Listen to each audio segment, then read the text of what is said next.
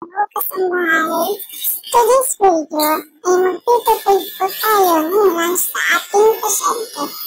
Una po pong gagawin ay gumagawa ng apple juice kaso mapupunta tayo sa apple shake dahil wala pala silang user. Kaya mauuwi tayo sa blender ang ating gamit. Mga kasama, flavor pala ng shake ko nagawa is banana apple. Kaya yun, dahil bawal siya sa sugar, nagdagdag naman ng konting gatas dyan na magkaroon ng konting lasa. Yung kanyang apple banana shake. Hindi ko na sinali yung pagpiprepare ko ng pagkain. Ayan na.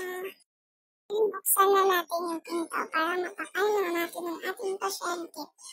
Ayan, gagayapon ko lang yung upuan niya. Dahil dyan natin ilalagay yung pagkain niya. Ayan, ginaya ko na siya. Nag-ready na rin ng tubig. Gigisingin ko na lang siya mamaya. Kuha muna tayo ng tissue. Para pag may nahulog na mumog, madapot agad. May mapunas agad.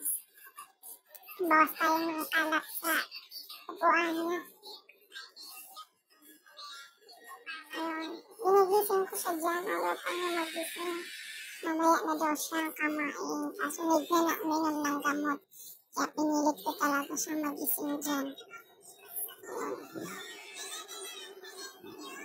Ayun niya pa talaga. Pinipilit ko pa yan.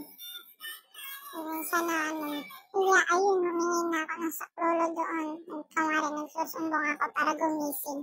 Tapos na din siya ng gamot. Late na, what time na, mag-alas 10 na siya. Kanyang tanghalian, pati yung gamot na. Ayun, nagising na rin siya sa wakas. Nasubuan ko na siya dyan. Mabait naman pala. Takot pala siya pag nag-start. Ayun kasi dyan, kung ano daw gawa ni tatay, sabi ko inasimbol yung upuan niya para makalabas. Pinipintuhan ko siya dyan. Sabi ko, bilisan mo pagaling, papaturo ako sa'yo mag-bake. Ang dami pala na nga rin na mag-ito. Nagkakaroon na ng bukbok. Sabi niya lang, kasi hindi pa siya nakapagsalita, kabulok pala. Mukhang mataray lang yan, pero mabait yan. Ayun, nag-gusto sa akin yung ginawa ko ng juice niya. Sabi ko, hindi siya juice na eh. Naging banana apple shake na siya. Sabi niya, okay lang daw. Sabi ko sa kanya, may di mo magustuhan na siya.